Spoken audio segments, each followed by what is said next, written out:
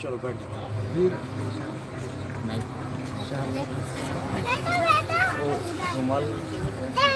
चालू करते काही मत करे लहान आहे माईक चालू दुर्गेश चालू कर माईक पानी भी हाँ दुर्गेश आजा दुर्गेश के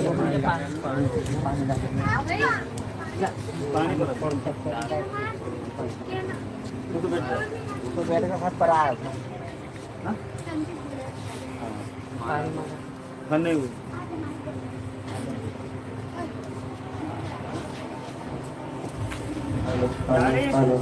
हेलो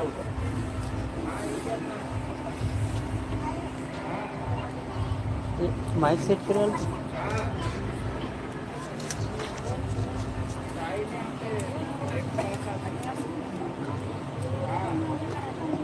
सपना सपना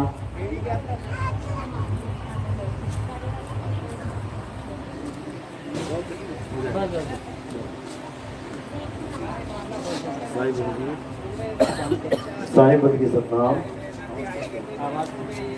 साहिब बंदगी सतनाम सतनाम सतनाम साहिब बंदगी सतनाम साहिब बंदगी सतनाम बोलो सतगुरु बंदी छोड़ कबीर साहिब की सदा ही जय हो सतनाम साहिब बंदगी सतनाम साहिब बंदगी सतनाम साहिब बंदगी सतनाम सतनाम सतनाम साहिब बंदगी सतनाम साहिब बंदगी सतनाम ठीक है सतनाम साहिब बंदगी सतनाम साहिब बंदगी सतनाम साहिब बंदगी सतनाम सतनाम साहिब बंदगी चलो बैठ जाओ सारे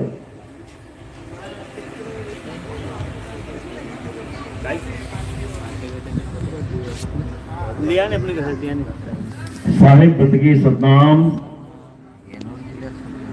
तो आज मालिक की कृपा से बंदी छोड़ की दया से जलगांव में महाराष्ट्र में परमपिता परमात्मा के मूल ज्ञान का प्रचार होने जा रहा है।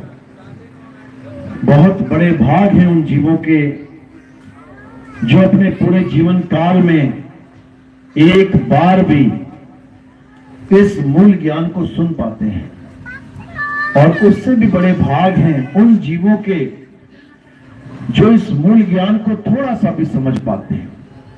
क्योंकि सुनना बहुत आसान है, आए बैठे 1-2 घंटा सुन के चले गए, लेकिन इसको समझना बहुत मुश्किल है। यह केवल उसकी समझ में आता है जिस पर परम पिता परमात्मा की दया हो, जिस पर मालिक ने मोहर लगा दी हो, अन्यथा ये किसी को समझ में नहीं आता। क्यों? क्योंकि इसमें किसी की बात ही नहीं चलेगी, ना राम जी, ना श्याम जी, ना हनुमान जी, ना शंकर जी, ना शेरा वाली माता, ना अल्लाह, ना वाहेगुरु, ना गॉड। इसमें किसी की बात चलती ही नहीं है, कोई कहानी किससे होती ही नहीं है। इसमें किसकी बात चलती है? सत्य और असत्य है, बस दो ही चीजें हैं इस संसार में। जानने योग्य केवल 2 ही चीजें हैं। अगर ये 2 चीजें जान ली तो समझ लो तुमने राम को भी जान लिया, श्याम को भी जान लिया, हनुमान को भी जान लिया, शेरा वाली माता को भी जान लिया, अल्लाह को जान लिया, वाहिगुरु को जान लिया, गॉड को, सबको जान लिया। कुछ बचा ही नहीं अलग से जानने के लिए। 2 ही चीजें हैं, सत्य और असत्य। तो क्या बोलते हैं गीता में कि हे अर्जुन, तत्वदर्शी संतों ने इस दुनिया में केवल 2 प्रकार के तत्वों की व्याख्या की है। अध्याय 2 16वां श्लोक जब पढ़ोगे तब समझ में आएगा। 2 प्रकार के तत्वों की व्याख्या की है किसने? तत्वदर्शी संतों ने। कौन कौन से? एक असत्य और एक सत्य, और कुछ नहीं। तो क्या करना है? असत्य को जानकर उसको त्याग देना है, और सत्य को जानकर उसको अपना लेना है। बस 2 ही चीजें करनी है। तो आज के सत्संग में यही सत्य और असत्य की पूरी जानकारी आपको मिलेगी। ध्यान से सुनना है। एक एक शब्द पे विचार करना है, उसके बाद मालिक की कृपा होगी, आपका विवेक जगेगा, फिर आप सत्य और असत्य को अच्छी तरह समझ पाओगे। सारी कहानी घुल के एकदम आ जाएगी, फिर कोई भरम नहीं, कोई बंधन नहीं, सब मुक्त हो जाएंगे। तो आज का सत्संग शुरू करने से पहले परमात्मा के नाम पे जयकारा लगाएंगे, फिर सत्संग शुरू करेंगे। बोलिए परमपिता परमात्मा की, सदगुरु बंदी छोड़ कबीर साहेब की, सभी संतों की, सभी भक्तों की, सदगुरु मदनपति साहेब की, सदगुरु राम सेवक साहेब की, सदगुरु जवाहरपति साहेब की, सदगुरु विराटपति साहेब की, कलीनापुर धाम की, सभी संतों की, सत्संग कराने वालों की, इनके माता पिता की, इनके बाल गोपाल की, गांव नगर बस्ती की, आज के आनंद की, सकल हंस को बंदगी साहेब बंदगी, सतनाम सतनाम। तो परमात्मा भी यही समझा रहे हैं कि जब तक तुम्हारे जीवन में सतनाम नहीं आ गया, सतनाम, एक कौन सा नाम है? असत्य नाम, क्योंकि दो ही चीजें हैं बस, सत्य और असत्य। सत्य और असत्य पढ़ लो, चाहे गुरु ग्रंथ साहब पढ़ लो, कोई भी ग्रंथ पढ़ लो, दो ही चीजें बताई गई हैं, एक असत्य और एक सत्य। अब असत्य क्या है, पहले ये समझना पड़ेगा। कहीं हम असत्य से तो नहीं जुड़ गए, कहीं हम पूजा पाठ तो कर रहे हैं लेकिन असत्य का तो नहीं कर डाला, सारी उम्र असत्य के साथ तो नहीं जुड़े रह गए। आज हमने विचार करना है, मीटर लगाना है, मीटर। लोग दूध बेचते हैं, कंपनियां क्या करती हैं? लैक्टोमीटर रखती हैं। लोग दूध बेचते हैं, अच्छी बात है, लेकिन लोग होशियार भी बहुत हैं, पानी मिला के बेचते हैं। वो 4 लीटर का 5 लीटर बना देते हैं पानी मिला के। कंपनियां उससे भी होशियार है, आजा बेटा। तो कंपनियां मीटर लगाती हैं, उस मीटर में जैसे ही दूध डालते हैं उसी वक्त पता लग जाता है कि फैट कितना है, पानी मिला है कि नहीं मिला है। मिला है तो भैया घर को ले जा, चाय बना और पी, और नहीं मिला है तो आजा दे दे हमें, हम इसमें दही मक्खन दूध सब घी निकाल लेंगे। तो जैसे कंपनियां होशियार हैं, उनको कोई ठग नहीं सकता, ऐसे ही तुमने भी होशियार होना है, तुमने भी होशियार हो जाना है ताकि तुम्हें कोई ठग ना जाए। कैसे होशियार होंगे? जब हम ये चीज जान लेंगे क्या है असत्य और क्या है सत्य। तो पहले असत्य की डेफिनेशन समझ लो, असत्य की परिभाषा समझ लो। क्या कहते हैं? हे अर्जुन, अध्याय 2 16वां श्लोक। हे अर्जुन, इस दुनिया में 2 प्रकार के तत्व हैं, एक असत्य और एक सत्य। असत्य क्या है? जो जन्मता और मर जाता है, जो पैदा होता है और जिसका विनाश हो जाता है, वो असत्य है। क्या है असत्य? ये काया असत्य है। किसकी काया पैदा नहीं हुई और किसकी काया खत्म नहीं होगी? हाथ खड़ा करो जरा। सबकी काया पैदा हुई, सबकी खत्म हो जाएगी। तो काया सत्य है या असत्य? असत्य है, झूठ है। अब इस काया की अगर कोई पूजा करता है तो किसकी पूजा कर रहा है वो? सत्य की कि असत्य की? असत्य की। झूठ की पूजा कर रहा है। किसका शरीर असत्य है? मेरा या आपका? सबका। ऐसा कोई शरीर नहीं है जो असत्य नहीं है, सब असत्य है। किसी का भी शरीर उठा के देख लो, सब असत्य है। और क्या है असत्य की डेफिनेशन? असत्य वो है जो पल पल बदलता है। क्या बदल रहा है पल पल? इस संसार में तुम्हें जो कुछ भी दिख रहा है वो पल पल बदल रहा है। सूरज देखो, सुबह कहां से निकला था? पल पल बदल रहा है, बदलता बदलता बदलता वो पूर्व से निकल के पश्चिम में ढल गया, बदल रहा है। चांद देखो, बदल रहा है। हवा देखो, बदल रही है, आज पूर्व में चल रही थी, कल पश्चिम को चल रही। पानी देखो, बदल रहा है, बहता जा रहा है, अपनी स्थिति बदलता जा रहा है। हर चीज बदल रही है, हर चीज चल रही है सिवाय एक के। अभी करेंगे जिक्र उसका। तो क्या है असत्य? जो पल पल बदले। देखो शरीर जब पैदा हुआ था इतना सा था, बढ़ता बढ़ता बढ़ता बदलता बदलता ये 6 फुट का हो गया। रोज बदल रहा है, रोज, लेकिन हमें पता ही नहीं लग रहा। रोज हम शीशा देख रहे हैं, शक्ल देख रहे हैं अपनी, और ये शक्ल रोज बदल रही है, लेकिन हमें पता ही नहीं लग रहा। हमें लगता है जैसी कल थी वैसी आज है।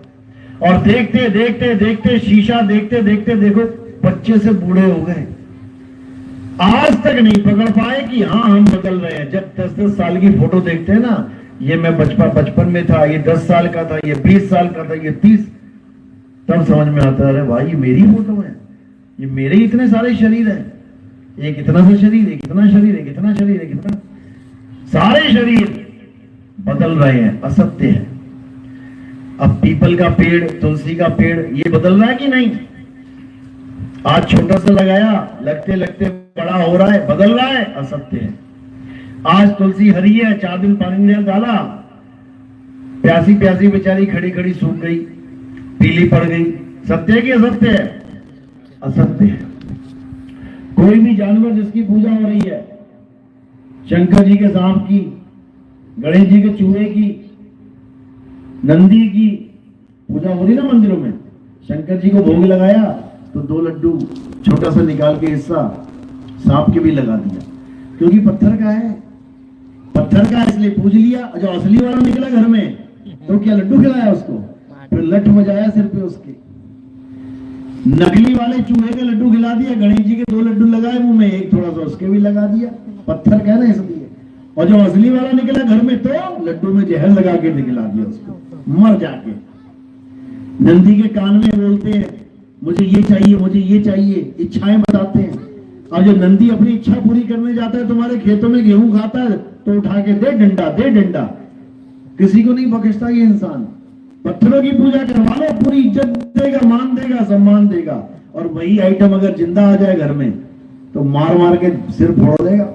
ऐसा इंसान नहीं है, इसी को हमने धर्म समझ लिया। ये सब झूठ है, ये सब झूठ है, ये सब नाशवान तत्व हैं, असत्य हैं। और असत्य की क्या पहचान है? असत्य कभी एक रस नहीं रहता, वो कभी एक समान नहीं रहता, बदल जाता है। और सत्य क्या है? अब सत्य को समझिए। सत्य वो है जिसका कभी जन्म और कभी मरण नहीं होता। सत्य को कोई पैदा नहीं कर सकता, सत्य का कोई नाश नहीं कर सकता। और सत्य की परिभाषा क्या है? सत्य सदा सदा एक रस रहता है, कभी नहीं बदलता, कभी नहीं। तो वो क्या है? जिसको कोई पैदा नहीं कर सकता, जिसको कोई मार नहीं सकता, जो शस्त्रों के द्वारा काटा नहीं जा सकता, अग्नि के द्वारा जलाया नहीं जा सकता, वायु के द्वारा सुखाया नहीं जा सकता, जल के द्वारा भिगोया नहीं जा सकता। क्या है वो? आत्मा।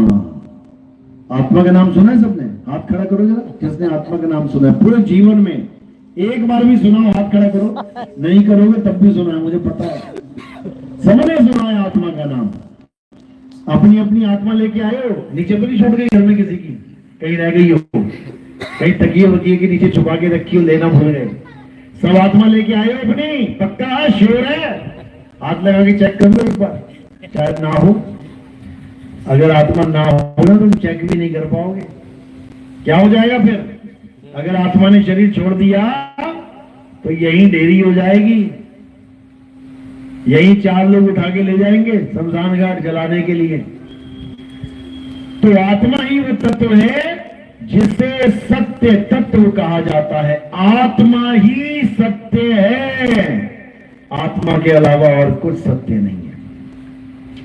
सबका नाश होगा, A to Z सबका नाश होगा। तो क्या कह रहे हैं कृष्ण जी?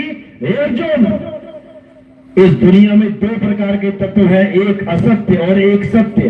तत्वदर्शियों ने सत्य की महिमा गाई है, सत्य की महिमा गाई है, असत्य की नहीं।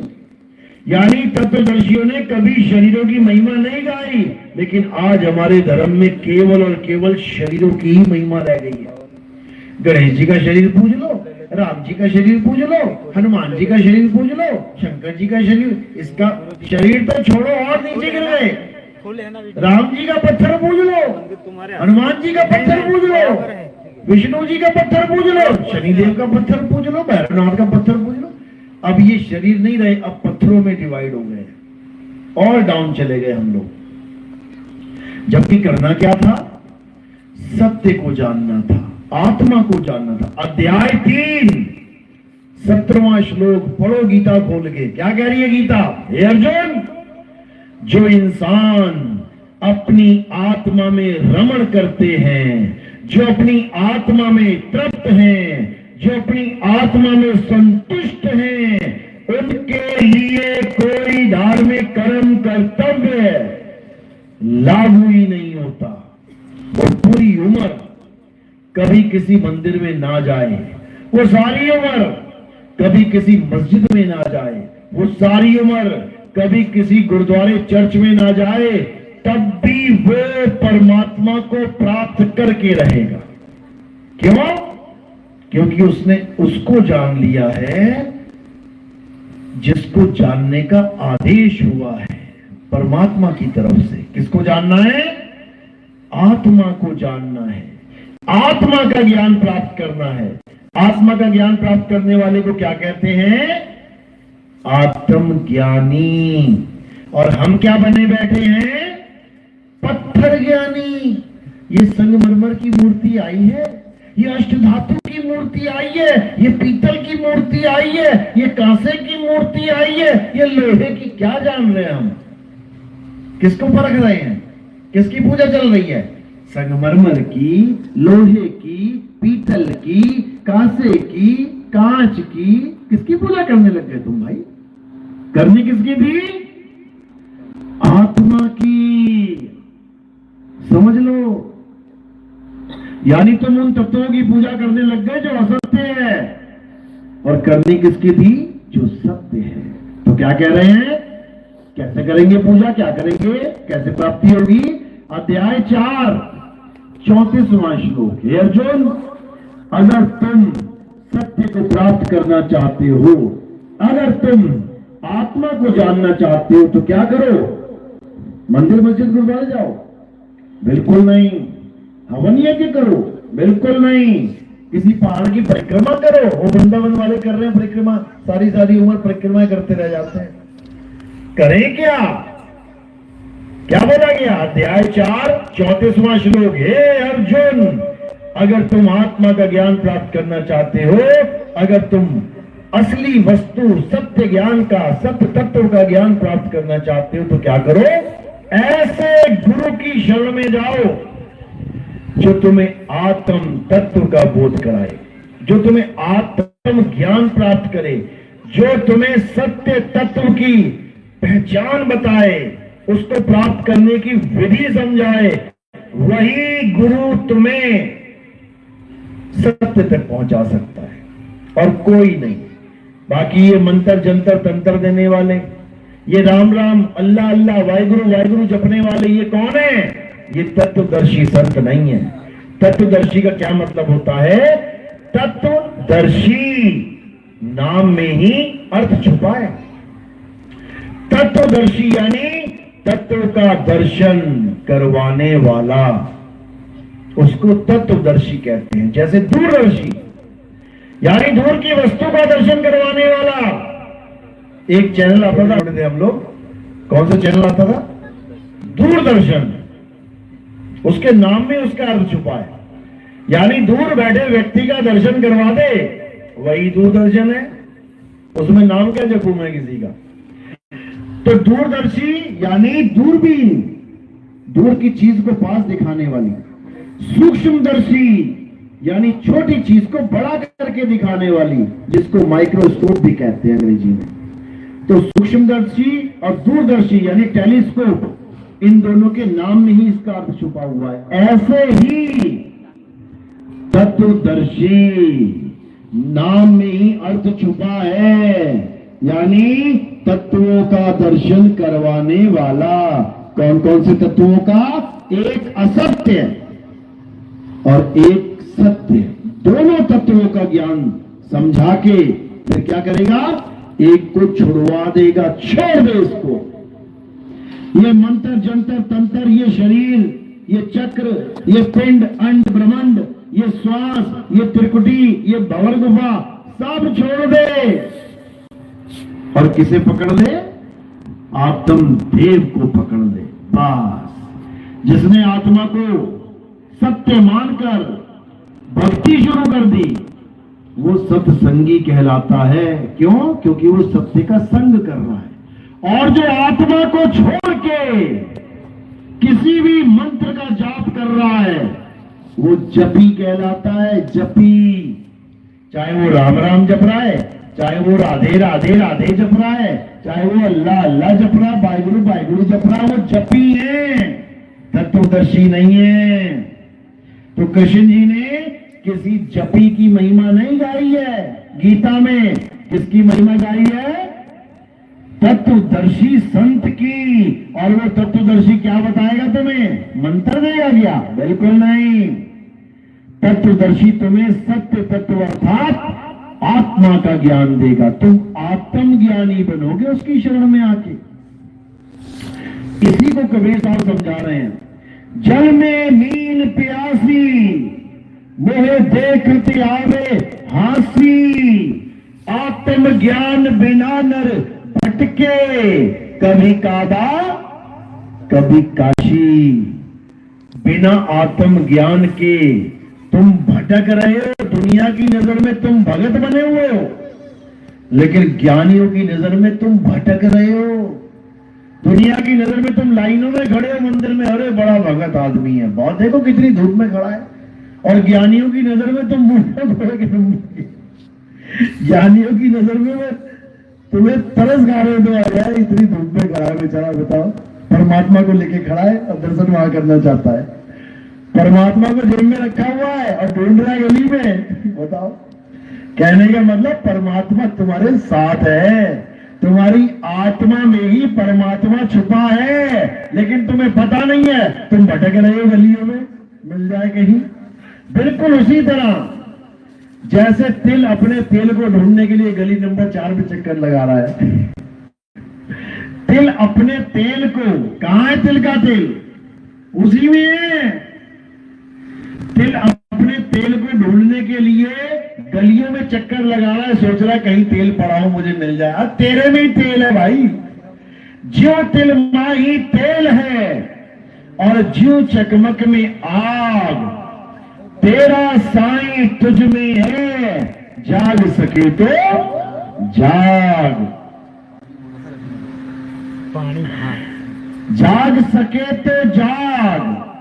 कि अगर सच में परमात्मा को पाना चाहता है तो ये गफलत की नींद से जाग, ये अज्ञानता की नींद से जाग।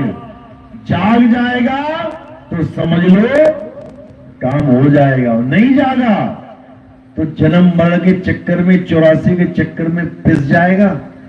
अभी तो बैठे हुए मजे से इंसान बन के, गर्मी लगी तो कूलर चला लिया, एसी चला लिया, ठंड लगी तो हीटर चला लिया, रजाई ओढ़ ली, पानी चाहिए टूटी घुमा के पानी ले लिया, आग चाहिए लाइटर जला लिया, सब कुछ मिल रहा है। और एक बार भी 84 में चले गए ना, बन गए कहीं पे हिरण जाके, तो पहले तो शेर दौड़ाएगा 10-15 किलोमीटर, बच गई जान तो गले में सांस नहीं आएगी, भाग भाग के थक जाओगे, प्यासे पानी की दौड़ में भागोगे, आगे तालाब मिलेगा, अंदर मामा छुपा बैठा, आजा भांजे तेरा इंतजार है। एक घूंट पाने के लिए, एक घूंट पानी पीने के लिए अपनी जान दांव पे लगानी पड़ जाएगी, याद रखना। बस जैसी गर्दन डालोगे ना अंदर, मुंडी दबोच लेगा, फिर फड़फड़ाओगे। अभी तो जितने मर्जी लीटर पानी पी लो, मौज ही मौज लगी हुई है, लेकिन ये केवल इंसान जन्म में लगी हुई है, याद रखना है। इंसान जन्म के अलावा और कोई जन्म नहीं है जिसमें मौज लगी है। ये इंसान जन्म का ही खेल है, इसके अलावा कोई खेल नहीं है। जितने मर्जी ऐश कर लो, जितने मर्जी बढ़िया बढ़िया कपड़े पहन लो, ये लाल पीली गुलाबी साड़ियां पहन लो, उसके बाद कपड़े नहीं मिलेंगे। किसी गाय को देखा है पेटीकोट ब्लाउज पहन के घूम रही हो? किसी बकरी को देखा है 16 श्रृंगार करके घूम रही हो, मैं करेगी, 2 सींग पे, 2 लग गए माथे पे सींग और पीछे लग गई पूंछ, घूमती रहो। अभी तो अच्छा इंसान जन्म मिला है, लेडीज बन के बैठे हैं, जेंट्स बन के बैठे हैं, फिर बकरा बना के बैठना पड़ेगा। जो तुम कह रहे हो गाय हमारी माता है, गाय में 33 करोड़ देवता हैं, उसकी आंख देखना, ये आंसू पूरी लाइन हो जाएगी काली यहाँ पे रो रो के। उसको पूछो तेरे अंदर 33 करोड़ देवता हैं, तेरी पूजा होती है, तू क्यों रो रही है? वो कहेगी तुझे बता रही हूं कि ये देख ले क्या हाल हो रहा है, कहीं तू मत बन जाना जाए। तुम्हें समझा रहे हैं वो 84 के जीव रो रो के कि इंसान जन्म मिला है भाई, आत्मा को जान लो। अगर अपनी आत्मा को नहीं जान पाए तो तुम्हारी दुर्गति हो जाएगी। भूल के भी कभी ऐसे शरीर मत छोड़ देना बिना आत्मा को जाने। इसीलिए साहिब समझा रहे हैं, जब लगना चीनोगे आत्म तब लगना मिली है परमात्म। आत्म चीने परमात्म चीने, संत कहावै सोए, और यह भेद काया से न्यारा, बूझे बिरला कोई यह भेद काया से न्यारा। काया का खेल ही नहीं है इसमें काया का कोई रोल ही नहीं है। किसी शरीर की पूजा करनी ही नहीं है, किसी की आरती गानी ही नहीं है, बल्कि जो नाम जपते हो वो भी छोड़ दो, जीभ हिलानी ही नहीं है, गले से कोई आवाज बाहर लानी ही नहीं है, माला फेरनी ही नहीं है, पूजा पाठ करना ही नहीं है, नमाज पढ़नी ही नहीं है, कुछ नहीं करना है। क्या करना है? उसको जानना है जिसकी वजह से तुम घर से मंदिर तक जा पा रही हो। किसकी वजह से?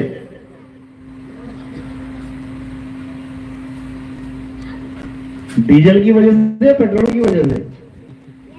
किसकी वजह से चल रही हो तुम? क्या डलता है गाड़ी में, डीजल या पेट्रोल? किसकी वजह से चल रहे हैं हम? आत्मा की वजह से। तुम आत्मा की वजह से अपने घर से मंदिर तक, अपने घर से मस्जिद तक, अपने घर से गुरुद्वारे तक, अपने घर से चर्च तक जा पा रही हो। तुम्हारी आत्मा की वजह से तुम चल पा रही हो। लेकिन भगवान किसको मान रही हो? वो जो पत्थर पड़ा हुआ है, जो चल नहीं सकता, उसको गिरा दो, मैं टेढ़ा कर दो, उसको कहो भगवान जी उठ जाओ, उठ नहीं सकता। समझो, तुम गिर गई, अभी 2 मिनट में उठ जाओगी, और भगवान गिर गए, कहेंगे उठा ले भाई उठा ले, वो ना उठ पाएंगे। कारण क्या है? आत्मा तुम्हारे पास है, उस पत्थर के पास आत्मा नहीं है, जिसको तुम आत्मा समझ के, परमात्मा समझ के पूज रहे हो। बिल्कुल गलत है ये, क्योंकि तुम उस तत्व की पूजा कर रहे हो जो तोड़ा जा सकता है, फोड़ा जा सकता है। कृष्ण जी यही समझा रहे हैं, हे अर्जुन, आत्मा अखंड है, आत्मा का पुजारी भी अखंड हो जाता है, और मूर्तियां खंडित हो जाती हैं।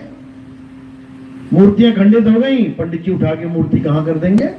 कहीं पीपल के नीचे रख देंगे, कहीं नदी के किनारे रख देंगे। बताओ, अरे उस खंडित भगवान की पूजा ही क्यों करें जो खंड हो जाए?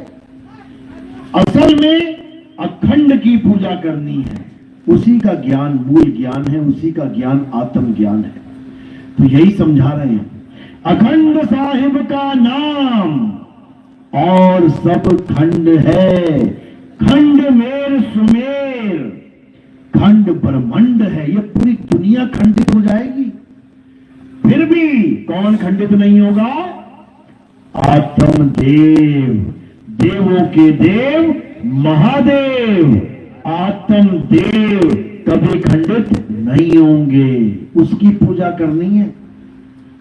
ये अर्जुन, जो आत्मा की पूजा करते हैं, जो आत्मा में स्थित हो जाते हैं, वो स्थित प्रज्ञ कहलाते हैं। और जो पूजा करते हैं वो जन्म मरण के चक्कर में धक्के खाते हैं, कोई बचाने वाला नहीं है।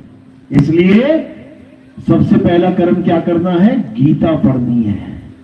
गीता पढ़ो, गीता को समझो, एक एक बात खुल के समझाई गई है उसमें। लेकिन तुम गीता पढ़ते नहीं, और तुम्हें गीता घर में रखने दी जाती नहीं, इसीलिए अज्ञानता में जी रहे हो। पंडित जी गीता घर में अलाउड नहीं करते जल्दी। पंडित से पूछोगे ना, पंडित जी महाभारत ग्रंथ जो है, गीता उसका छोटा सा पार्ट है, कि महाभारत ग्रंथ हम अब घर में रख लें क्या? पंडित जी पता क्या कहेंगे? नहीं नहीं नहीं नहीं नहीं, महाभारत नहीं रखनी। क्यों पंडित जी? अरे घर में लड़ाई हो जाएगी, भाई भाई लड़ पड़ेंगे आपस में। क्यों? क्योंकि महाभारत में झगड़ा ही तो हुआ भाई भाई का। जैसा ग्रंथ रखोगे वैसा आचरण हो जाएगा। अब उनको पूछो पंडित जी फिर क्या रखें? रामचरितमानस रखो, रामायण रखो। उससे क्या होगा पंडित जी? उससे तुम्हारी भक्ति बढ़ेगी। अच्छा, महाभारत रखने से युद्ध हो जाएगा क्योंकि महाभारत में युद्ध की कहानी है। रामायण रखने से कहीं मेरी बीवी को उठा के ले गया कोई, क्योंकि उसमें बीवी उठाने की कहानी भी है। फिर मैं क्या करूंगा? अगर मेरे पिता ने मुझे वनवास भेज दिया, 14 साल का बेदखल कर दिया, तो मैं क्या करूंगा? कहानी तो उसमें भी वही है। अगर ग्रंथ में लिखी हुई कहानी की वजह से हमारा जीवन ढल जाएगा वैसा ही, तो महाभारत से ज्यादा खतरनाक कहानी है रामायण की। समझ लो, तुम्हारी बीवी भी उठ जाएगी और तुम्हें देश निकाला भी हो जाएगा। जंगल में जाके रोटियां बनाना फिर। क्यों पंडित जी क्यों अलाउड करते हैं? पंडित जी महाभारत इसलिए अलाउड नहीं करते और रामायण इसलिए अलाउड करते हैं क्योंकि महाभारत से यानी गीता से आपका मोह भंग होता है शरीरों से। जब गीता पढ़ोगे हर जगह आत्मा आत्मा आत्मा लिखा होगा, तो तुम्हारी बुद्धि विवेक काम करना शुरू करेगी। आत्मा, अच्छा शरीर नहीं, नहीं, अच्छा शरीर नाशवान है, हाँ शरीर माया है, हाँ आत्मा माया से रहित है, हाँ आत्मा अजन्मा है, हाँ। आपका मोह भंग होने लग जाएगा। किससे? शरीरों से। और किसकी पूजा में लीन होने लग जाओगे? आत्मा की। लेकिन रामायण से तुम शरीरों के पुजारी बन जाओगे। किस किस के? राम जी के, सीता जी के, हनुमान जी के, लक्ष्मण जी के। पूरा पूरा दिन यही गाते रहोगे, जय श्री राम जय श्री राम जय श्री राम। क्योंकि शरीरों से प्रेम करवाती है रामायण और आत्मा से प्रेम करवाती है गीता। जमीन आसमान का अंतर है दोनों ग्रंथों में। समझ लो कि LKG UKG क्या है? रामायण। और PhD क्या है? गीता। इसीलिए हमें गीता का अध्ययन करना चाहिए।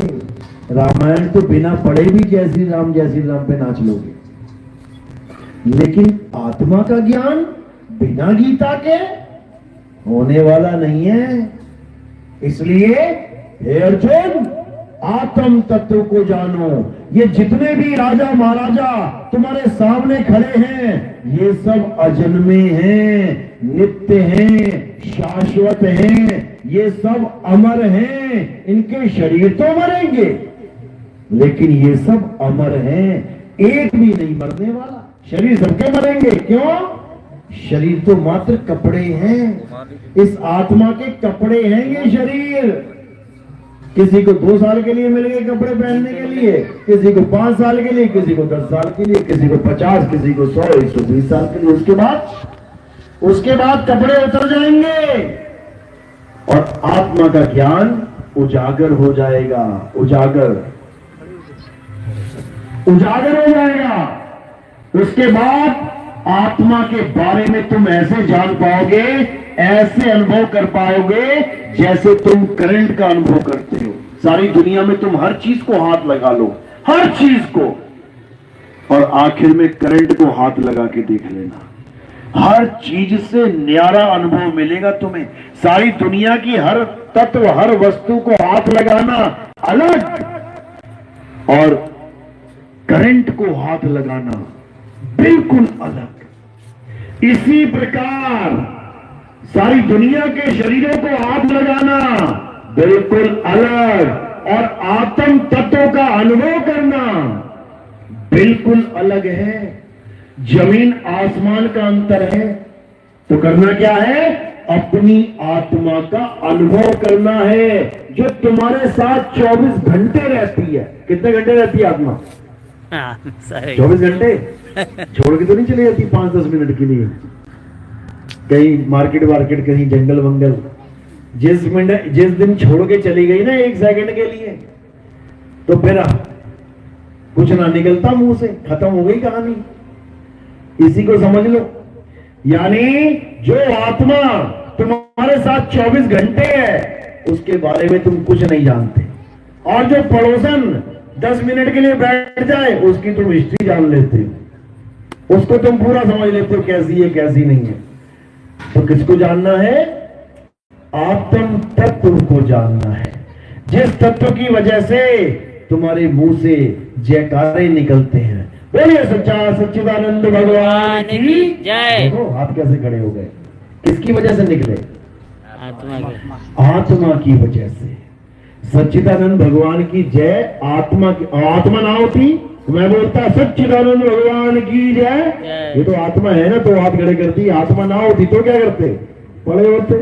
जय बोल चाहे लय बोल, हमने क्या लेना, समझो। पड़े होते, जैसे एक मुर्दा पड़ा है, हिंदू का मुर्दा, मुसलमान का मुर्दा, सिख का मुर्दा, ईसाई का मुर्दा, और तुम सारी उम्र बोलते रहो अल्लाह अकबर, बोलो अल्लाह अकबर, बोलो जय श्री राम, बोलो सत श्री अकाल। बोलेगा क्या कोई? अरे आत्मा की वजह से बोल रहा है, और आत्मा को ही नहीं जान रहा है। समझ में नहीं आती कहानी। भगवान के लिए लड़ रहा है, हिंदू मुसलमान लड़ रहे हैं आपस में। किसके लिए? एक भगवान राम के लिए, एक मुसलमान अल्लाह के लिए। और लड़ किसकी वजह से रहे हैं? आत्मा की वजह से। सोचो, जिस आत्मा की वजह से सबके जयकारे लगा पा रहा है उसकी वजह से लड़ रहा है। और अल्लाह राम छुपा कहां है? उसी की आत्मा में छुपा हुआ है, उसी की आत्मा में छुपा हुआ है। इसीलिए वो कभी वापस बाहर नहीं आता। तुम्हारे लिए कोई आदमी लड़ रहा हो, तुम उसकी मदद करने के लिए पहुंच जाओगे, मेरे लिए लड़ रहा है ये, मैं तो इसकी मदद करूंगा।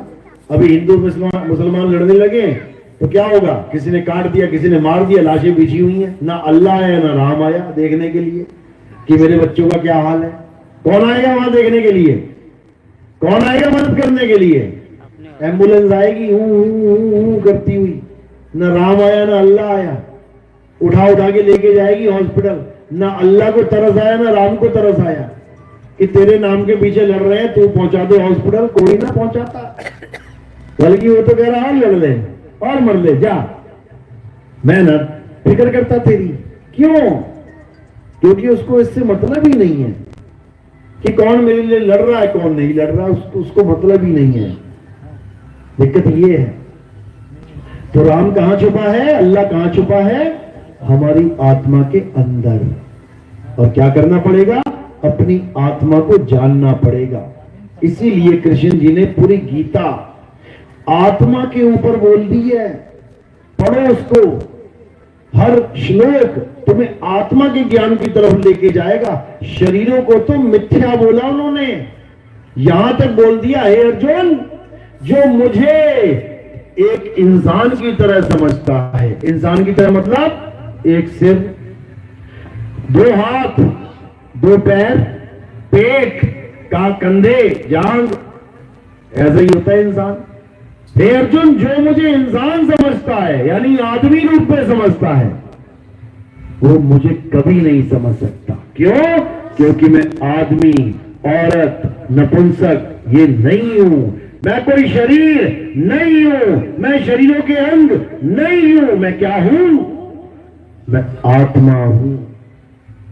मुझे जानने के लिए तुम्हें अपनी आत्मा का अनुभव करना पड़ेगा, तब तुम जान पाओगे कि मैं हूं क्या। नहीं तो तुम खुद को भी शरीर और मुझे भी शरीर मानते ये जन्म बर्बाद करके चले जाओगे। हम शरीर नहीं है, शरीर तो हम छोड़ देंगे यहाँ पे मिट्टी में मिलने के लिए, आग में जलने के लिए। हम आत्मा हैं, समझ लो। लोग कहते भी हैं मेरी मां मुझे छोड़ के चली गई, और लेटी तो है, कहां चली गई? पहले पूरी जाती थी शरीर के साथ बाजार में, तब कहते थे मेरी मां बाजार गई है। क्यों? आत्मा और शरीर दोनों गए हुए हैं, तब कहते थे मेरी मां बाजार गई है। आज शरीर यहां पड़ा हुआ है और फिर भी कह रहे हैं मां छोड़ के चली गई, लेटी तो है। ये कौन है फिर? आज तक तो इसी को मां समझते थे, 70 किलो की मां। अब 70 किलो की मां लेटी हुई है, अब कह रहे मेरी मां छोड़ के चली गई। अरे 70 किलो तो यहां पड़ा, छोड़ के कौन गया? आत्मा। तो मां कौन है, आत्मा या शरीर? जो चली गई वो है मां, जो पड़ा हुआ है वो क्या है? पिंजरा। क्या है वो? उपमा। उपमा पड़ा हुआ है, यानी कि ढेरी पड़ी है, मिट्टी की ढेरी, आटे की ढेरी, समझो। जो खाने वाली थी ना वो उपमा, वो चली गई और ये पड़ा हुआ उपमा। तो इसी को समझना है, यानी आत्मा ही मां, आत्मा ही पिता, आत्मा ही भाई बंधु सखा है, शरीर नहीं है। ना मां शरीर है, ना पिता शरीर है, ना भाई शरीर है, ना बच्चे शरीर हैं, ना हमारा कोई गुरु शरीर है। समझ लो, हम में से कोई भी शरीर नहीं है। जैसे लाल पीले कपड़े, पीले हरे पहन के बैठे हैं, हम में से कपड़ा कौन है बताओ जरा? हम में से कपड़ा कौन है? अरे कपड़े तो हमने पहन रखे हैं, हम कपड़े थोड़ी नहीं है। हमने कपड़े पहन रखे, दुकानों से खरीद के पहन लिए, हम कपड़ा थोड़ी नहीं हो गए। इसी प्रकार हमने शरीर भी पहन रखे हैं। कहां से खरीदे ये शरीर? कपड़े तो दुकानों से खरीद लिए, शरीर कहां से खरीदे? कहां मिले शरीर हमें? किसी गली में पड़े हुए थे क्या? उठा के पहन लिए। ये शरीर कहां से लेके आए हैं हम लोग? कहां से? मां के गर्भ से लेके आए हैं। सोचो कहां मिलते हैं ये शरीर, जाके कहां जाना पड़ जाता है शरीर लेने के लिए? मां के गर्भ में घुसना पड़ जाता है। तो इसी को कुंभी नरक बोला गया, यानी तो इसी को कुंभी नरक बोला गया, यानी कि कुंभ की तरह एक नरक। कुंभ का मतलब क्या होता है? इलाहाबाद वाला कुंभ नहीं कि तुम्हें इलाहाबाद वाला, प्रयागराज वाला कुंभ नजर आ रहा है। कुंभ का मतलब होता है घड़ा। किसी माँ का पेट देखोगे गर्भवती का तो कैसा दिखेगा? घड़े की तरह। उस घड़े में कौन बैठा हुआ है? उल्टा लटका हुआ, उसमें कौन? जीव उल्टे लटके पड़े हैं। इसी को कुंभी नरक बोला जाता है। इसी में वो त्राहिमाम त्राहिमाम करता है, इसी में उसकी हालत खराब होती है। परमात्मा से अरदास करता है, हे भगवान एक बार निकाल लो, बस एक बार निकाल लो, 24 घंटे तेरा नाम लूंगा मैं, एक बार निकाल लो। और बस एक ही बार निकालते हैं, फिर भूल जाता है जगदीश को। कहता है निकल, वो है ना, सुना ना, एक आदमी चढ़ जाता है खजूर तोड़ने के लिए, चढ़ जाता है, चढ़ता जाता है, बहुत टॉप पे पहुंच जाता है, खजूर जेब में डालता है, नीचे देखता है तो हालत खराब हो जाती है। कहता है हे भगवान ये कहां आ गया मैं? डर के मारे बेचारे की हालत खराब हो जाती है। 400 फुट लंबा खजूर। अब ऊपर से कहता है भगवान मैं 1000 रुपए का प्रसाद चढ़ाऊंगा, मुझे बस 50 फुट नीचे उतार दो। उतरता है 50 फुट, फिर कहता है भगवान 1000 तो ज्यादा है, मैं आपको 800 रुपए का प्रसाद चढ़ाऊंगा, 50 फुट उतार दो। 50 फुट और उतर जाता है। कहता है भगवान 800 भी ज्यादा है, 500 का प्रसाद चढ़ाऊंगा मैं, 100 फुट और उतार दो।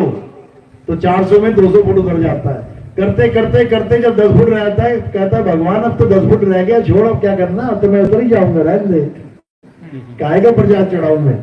तो ये इंसान की फितरत है।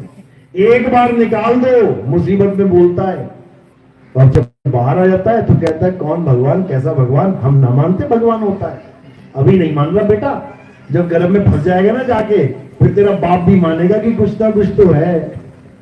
तो उसी को जानना है, जो कुछ ना कुछ है उसी को जानना है। वो कौन है? वो आत्म देव है, जो तुम्हारी रक्षा करता है, गर्भ में भी रक्षा करता है। कैसे करता है पता है? तुम्हारी सूरत को खींच के चुंबक की तरह लगा लेता है अपने साथ, और 9 महीने तुम्हारे बिता देता है गर्भ के अंदर, बिना तुम्हें कष्ट हुए 9 महीने जठर अग्नि में पड़े रहते हो। इतनी हालत खराब होती है वहां पे, लेकिन मालिक दया करते हैं, और दया ऐसी करते हैं कि उसके बाद जब तुम बाहर निकलते हो उसको भूल जाता है। इसलिए बोला है गर्भवास में भक्ति कबूला, और बाहर आके उसको भूला, बाहर आके उसको भूल जाता है। समझना है और कुछ नहीं करना है। क्या करना है? उस आत्म तत्व को जानो जो राम जी को चला रहा है, जो श्याम जी को चला रहा है, जो हनुमान जी को चला रहा है, जिसके बिना कोई देवी देवता नहीं चल सकता, जिसके बिना कोई हिंदू मुस्लिम सिख ईसाई नहीं चल सकता, जिसके बिना कोई संतरी मंत्री नहीं चल सकता, उसके बिना कोई चले ही नहीं सकता, उसको जान लो। वो मटका भर के ले आओ। अब जो कुएं का पानी है वही पानी तुम्हारे मटके में है। तत्व ज्ञान में कोई भेद नहीं रह जाता, याद रखो, समझ लो इस बात को। तत्व ज्ञान में तत्व की महिमा गाई जाती है, और कौन से तत्व की? सत तत्व की, यानी आत्मा की। आत्मा कहां है? हम सब में विराजमान है। सब घट मेरा साइया, सुनी सेज न कोय, और बलिहारी व घट की, जिस घट प्रगट हुए। वो ज्ञान जहां प्रकट हो जाते, कहते बलिहार जाते हैं उस इंसान को जहां आत्म ज्ञान प्रकट हो गया। क्या बात है, बहुत सुंदर। तो क्या करना है? अपनी काया से हटके अपनी आत्मा का ध्यान करना है। काया में क्या क्या बैठा है, अच्छे से समझ लेना। काया में गणेश जी बैठे हैं, काया में महेश जी बैठे हैं, काया में ब्रह्मा जी बैठे हैं, काया में शेरा वाली माता दुर्गा बैठी है, और काया में ही अलख निरंजन बैठा है। ये पांचों 6 बैठे हुए हैं। 5 कौन है? निरंजन और माया, और 3 गुण। छठा कौन है? गणेश जी। कहां बैठे हैं? मूल द्वार पे, मूल चक्र पे गणेश जी का वास है। उनका क्या काम है? जो तुमने पूरा दिन खाया पिया वो सुबह बाहर करवा देना, निकालो इसको बाहर, यानी मल त्याग करना, गंदगी निकालना, ये गणेश जी का काम है। इसीलिए पहली पूजा गणेश जी की जाती है। सुबह उठ के क्या करते हो? सबसे पहला काम, सब भागे जाते हैं लोटा उठा के, यानी सबसे पहले प्रथमे गणेश मनाऊं और पूजू और न देवा। सबसे पहले गणेश जी को मनाना है। गणेश जी का नाम आप देखोगे और उनका काम देखोगे, मैचिंग है। उनका काम क्या है? मल त्याग करवाना। इसीलिए गोबर का गणेश बना के पूजे जाते हैं। गोबर का गणेश, सोने का गणेश नहीं, गोबर का। क्यों? उनका काम ही यही है। उसके बाद कौन बैठा है गणेश जी के ऊपर? ब्रह्मा जी बैठे हैं। उनका क्या काम है? सृष्टि में बीज डालना, यानी पैदावार करना। कहां बैठे हैं गणेश जी? कहां बैठे हैं? हमारे मूल चक्र पे। आप देखोगे बॉडी, इंटरनेट पे सर्च करोगे मिल जाएगा, 7 चक्र लिख देना, तो हमारी बॉडी के 7 चक्र आ जाएंगे। सबसे नीचे वाला चक्र गणेश जी का चक्र, उसके ऊपर जहां हमारा लिंग है, लिंग स्थान है, वहां पर ब्रह्मा जी का चक्र। वो क्या कर रहे हैं? वो इस दुनिया में सृष्टि के लिए बीज डाल रहे हैं। कहां डालते हैं बीज? गर्भ में डालते हैं, मां के गर्भ में बीज डालते हैं, उससे सृष्टि बनती है। उससे ऊपर देखोगे नाभि में ये कौन बैठा है? विष्णु जी बैठे हैं। इनका क्या काम है? जो ब्रह्मा जी ने गर्भ में बीज डाल दिया है, यानी गर्भ में जो बच्चा आ गया है, अब उसको खाना पीना देना है। कैसे देंगे? नाभि के द्वारा एक पाइप लगा देते हैं बच्चे की नाभि में एक पाइप जोड़ देते हैं, माँ के द्वारा कनेक्टेड कर देते हैं। माँ जो खाती है, जो पीती है, सांस लेती है, वो सब उस पाइप के द्वारा बच्चे तक पहुंचाया जाता है। यानी सृष्टि की पैदावार तो हो गई, अब पालना चल रही है। पैदा कौन करता है? ब्रह्मा। पालन कौन कर रहा है? विष्णु जी।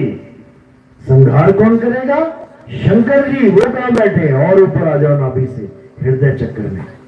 आप दिल में, यहां दिल में कान लगा के देखना, तो शंकर जी का डमरू बज रहा होगा, डम डम डम डम डम डम। ये दिल की जो धड़कन है, ये शंकर जी का डमरू चल रहा है। और जब तुम्हारा किसी से पंगा हो जाता है तो तांडव चलता है, डम डम डम डम डम डम डम डम। देखना कभी धड़कन अपनी, जब तुम्हारे गुस्सा हो जाए, क्रोधित हो जाओ, लड़ो झगड़ो, फिर ये 220 की स्पीड में भागता है, 440 भी हो सकता है, तब अटैक आ जाएगा, समझ लो। तो शंकर जी का क्या काम है?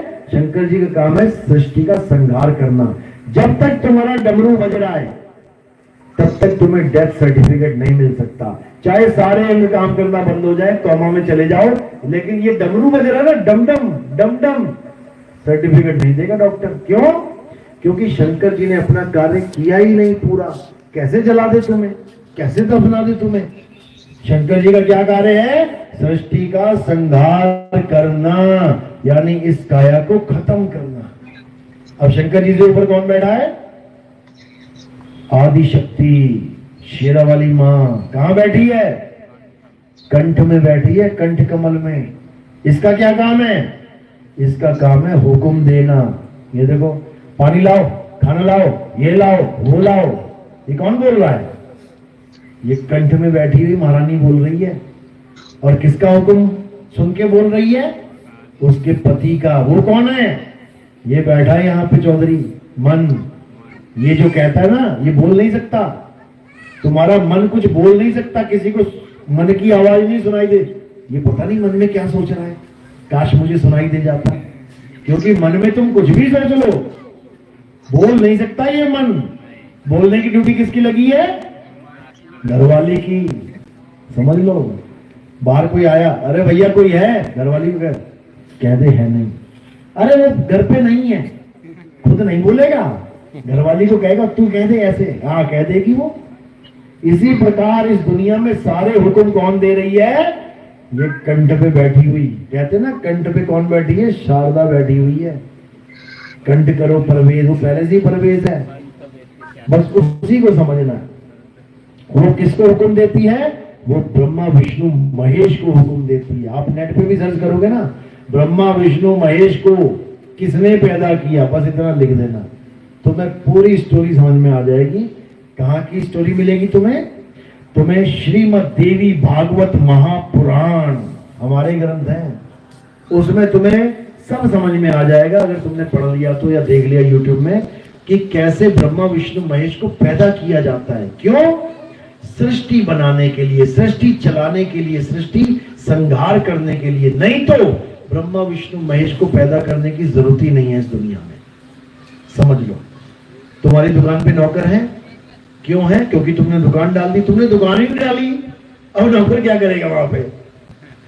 तो ब्रह्मा विष्णु महेश एक कार्यकर्ता है। किसके? इस सृष्टि के कार्यकर्ता हैं। बनाते हैं, पालते हैं, बिगाड़ते हैं, ये उनका काम है। और सृष्टि नहीं है तो उनका कोई काम ही नहीं है। समझ लो, हम कार्यकर्ता को परमात्मा मान के बैठ गए, बस गलती इतनी सी है और कुछ नहीं है।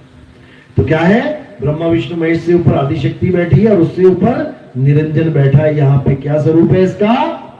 ज्योति स्वरूप। इसी को बोला गया अव्वल अल्लाह नूर उपाया। ये नूर यहां विराजमान है, यही सृष्टि बनाता है सारी। अव्वल अल्लाह नूर उपाया, कुदरत के सब बंदे, एक नूर से सब जग उपजिया, कौन भले कौन मंदे।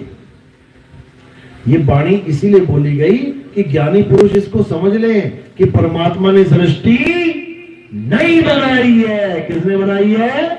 इसे ही नूर ने बनाई है, ये मोहम्मद नूर चंद ने। इसको समझना पड़ेगा। यानी ये नूर पूरी सृष्टि का मालिक है। सारे बाबा, सारे देवता, सारे यहां लगा के बैठे हैं। यहां पे क्या दिखता है उनको? नूर दिखाई देता है, प्रकाश दिखाई देता है। वही प्रकाश क्या है? हमारा मन है, जो सुबह से शाम तक तुम गुलामी करते हो ना, जिसकी, जो सुबह से शाम तक तुम्हें उंगलियों पे नचाता है ना, वो यही है। सुबह सासू माँ कह रही, अरे बहू उठ जा, अरे उठ जा बहू, 10 बज गया। बहू ना उठती, क्यों? मन नहीं कर रहा। यानी सासू माँ का कहना नहीं मान रही है, अब मन का कहना मान रही है। मन कह रहा लेटी रह, अरे लेटी रह, ठीक है मन जी, लेट लेते। सासू माँ का कहना गया भाड़ में, और मन का कहना रख लिया सिर पे। अब उठी, नहाई धोई, कौन सा साबुन लगाया? मन पसंद। अच्छा जी, यहां पर भी मन बैठा है, मन की पसंद का साबुन। नहा धो के आई, अलमारी खोली, 50 साड़ियां रखी है, कौन सी पहनेगी? जो मन कर रहा है। यहां भी मन की गुलाम बैठी हुई है। पूरा दिन क्या करेगी? जो मन कर रहा है वो करूंगी। 200 चैनल है, कौन सा नाटक देखेगी? जो मन को पसंद है वही देखूंगी, और जो मन को पसंद नहीं है वो ना देखूंगी। तो क्या कर रही है पूरा दिन? मन की गुलामी। इसी मन के सारे गुलाम है, A to Z सारे देवी देवता, सारे भगवान, सारे ऋषि मुनि, पीर, पैगंबर, औलिया, सब के सब क्या है? मन के ही गुलाम है। और कबीर साहब क्या कह रहे हैं? मन के मते न चालिए, मन है पक्का दूत। यही है असली खिलाड़ी जो छुप के खेल खेलता है। जेलें भरी पड़ी हैं इस मन के कहने पे चलने वालों की। जज पूछता है क्या हुआ, क्यों जेल में क्यों आए, क्या हो गया था? अरे जज साहब क्या बताऊं मैं, मेरे मन ने कहा कि उसको पत्थर मार दे और मैं अपने आप को रोक नहीं पाया, पत्थर मार दिया। इस मन के कहने पे पत्थर मार दिया। उसके बाद आजा बेटा जेल में। केवल मन का खेल। अगर 2 सेकंड भी हम ये विचार कर लें कि मन ये कह रहा है करने को, ये सही है या गलत, इसका खेल वहीं खत्म हो जाएगा। इसीलिए कबीर साहब बार बार समझाते हैं, मन के हारे हार है और मन के जीते जीत। कहे कबीर गुरु पाइए, मन ही के प्रतीक। समझ लो, यानी ये मन बहुत शातिर है, इससे बच के भी रहना है और इससे काम भी निकलवाने हैं, प्रतीत भी करवानी है गुरु के प्रति इसी से, और बच के भी रहना है।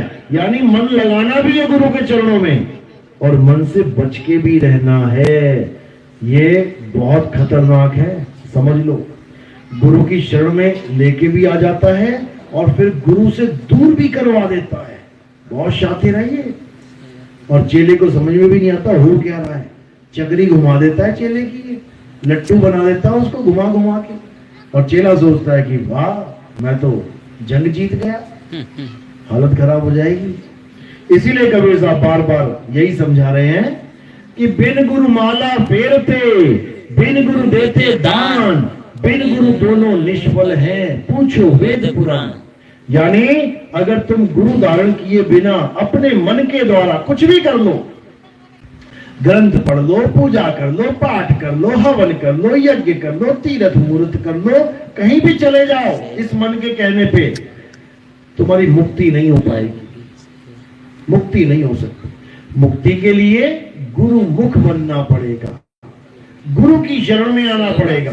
गुरु ही वो ज्ञान देगा जिससे तुम्हारा जन्म और मरण खत्म होगा। अन्यथा इस जन्म मरण के धक्के में बहुत जन्म बर्बाद हो जाएंगे। समझ लो, बात समझ में आ रही है मेरी?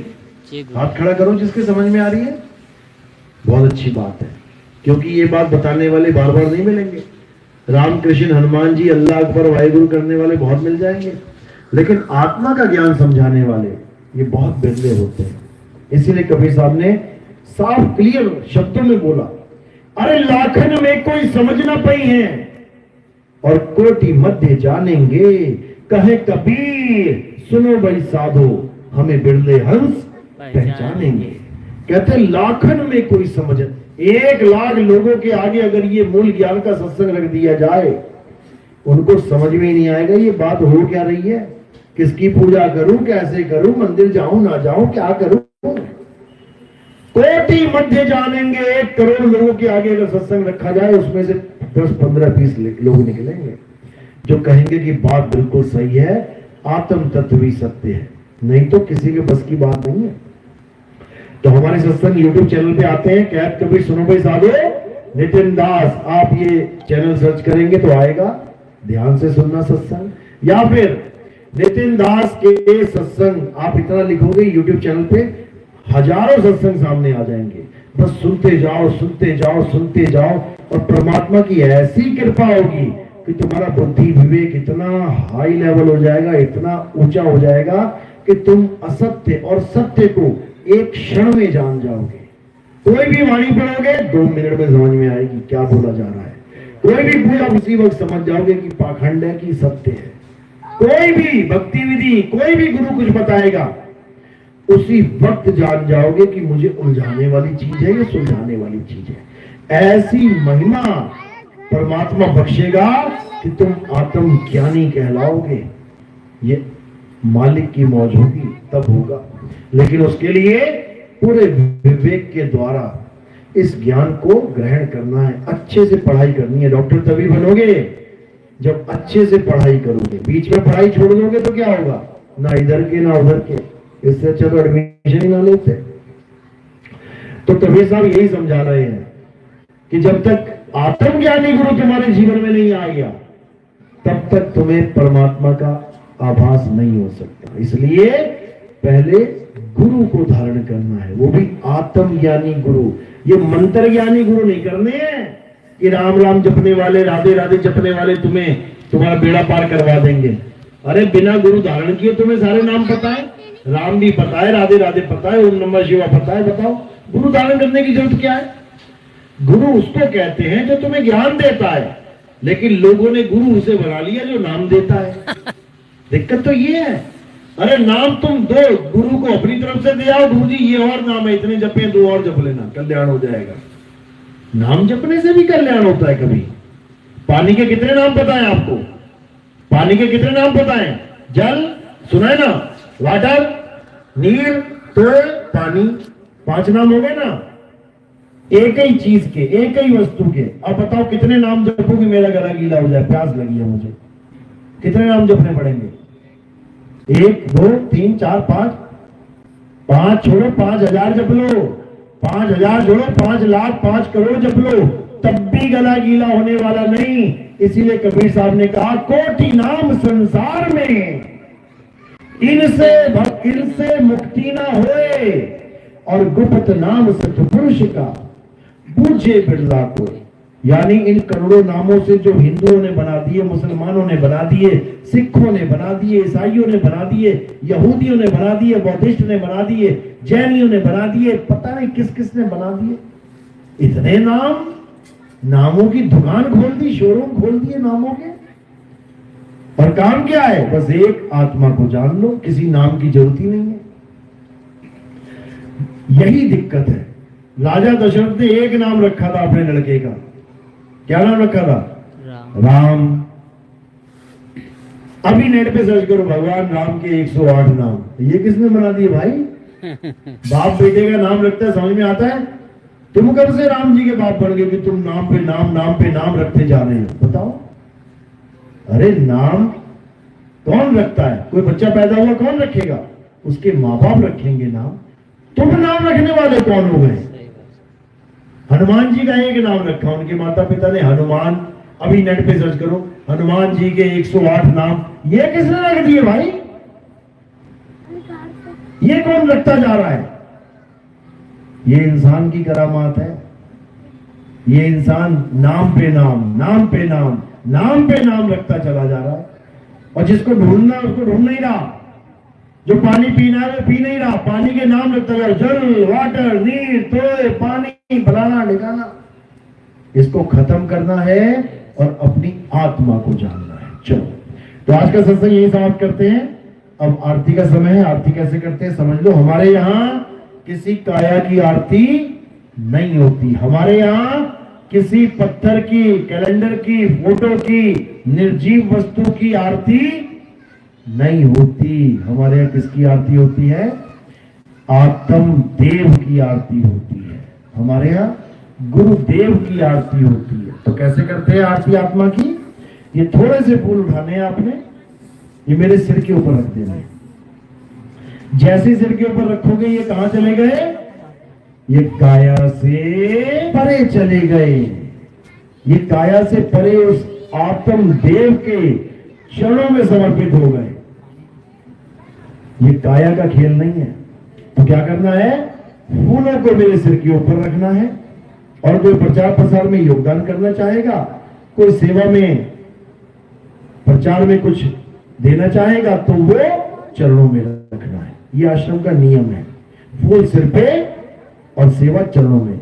सेवा क्यों करनी चाहिए ये भी समझ लो, और ये सेवा करने का लाभ क्या है ये भी समझ लो। हमारा जो जीवन है इंसान जन्म है, ये कितनी बार मिलता है? 84 लाख के बाद एक बार। केवल हमें ही नहीं, इस संसार में जितने भी आदमी हैं, जितने भी मनुष्य हैं, सबको केवल एक मौका मिलता है 1,84 भुगतने के बाद। यानी सांप, बिच्छू, मच्छर, मक्खी, तितली, कीड़े मकोड़े, हाथी घोड़ा बकरा ये सब बनने के बाद एक बार इंसान जन्म मिला है। और सबसे ज्यादा माया जाल में कौन फंसा है? इंसान ही फंसा है। तो इस सेवा से क्या होगा? इस सेवा से लोगों तक इस मूल ज्ञान को पहुंचाने का कार्य किया जाएगा, ताकि जहां जो बैठा है वहां उसके बैठे बैठे उसके पास ये ज्ञान पहुंच जाए। सही बात। गीता के माध्यम से, पैम्फलेट्स के माध्यम से, टीवी में हमारे 2 चैनलों पे प्रसारण आता है उसके माध्यम से हम लोगों तक दिन रात दिए चल गया चलते हुए पहुंचते हैं। उसमें जो खर्चा होता है उसमें यूज होता है। यानी जनता का पैसा जनता में ही लगाना हमारा धर्म है। हमने अपने लिए भी कोई आश्रम, कोई ऐसा कोई मंदिर ये नहीं बनाया और ना ही बनाएंगे, क्योंकि हजारों लाखों आश्रम बने पड़े, हजारों लाखों मंदिर बने पड़े। और कितने बनाओगे भाई? और कितने बनाओगे? कोई कहता है मैं भव्य मंदिर